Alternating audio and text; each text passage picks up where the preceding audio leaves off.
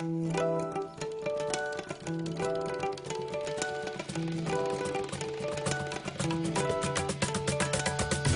doing a lot of projects as a producer and a songwriter for other artists. You know, I'm doing 2 projects at the moment for an Indian singer and a German singer as well. But I'd like to record another album. So I've got songs already there, but I just need to finish them. And perhaps I might focus more on using distortions and drives this time, like more on the rock kind of style instead of the ethnic and jazz.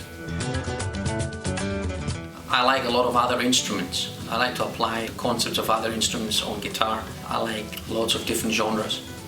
I like to play them and experiment with them. And I like a lot of different types of guitars as well, as you can see. I'd like to think that I'm going somewhere with my sound. Like, obviously the influences are there, but I'd like to think that I've got something original in my playing. So if you hear me playing in the corner, you probably would say, that's Tolis.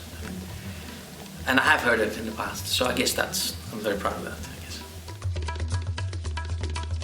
guess. Once I did a session for a producer.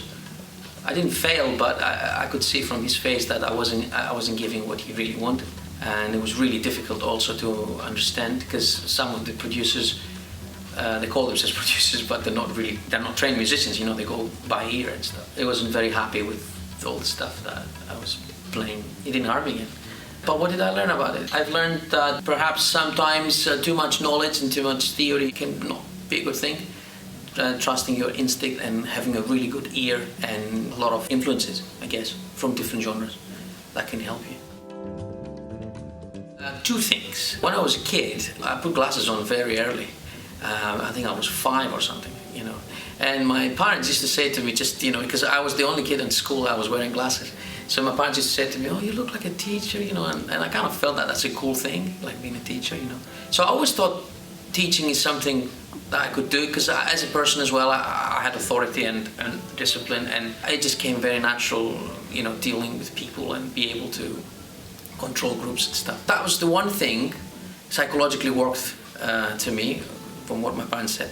But also, when I started, I realized that I had brilliant teachers, you know, I learned a lot from them, but I realized there's a lot of things that I felt I could do better and help students more, because, you know, when you're a student, you always see it from your perspective and other people's perspective, from colleagues and stuff.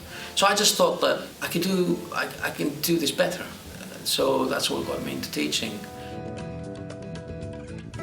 Yeah, don't try to play something that you can't play yet. So make sure that you are very comfortable and you master. That could be anything, that could be a lick or a riff or whatever. Just make sure before you apply it to your music and your playing, make sure you're mastering first.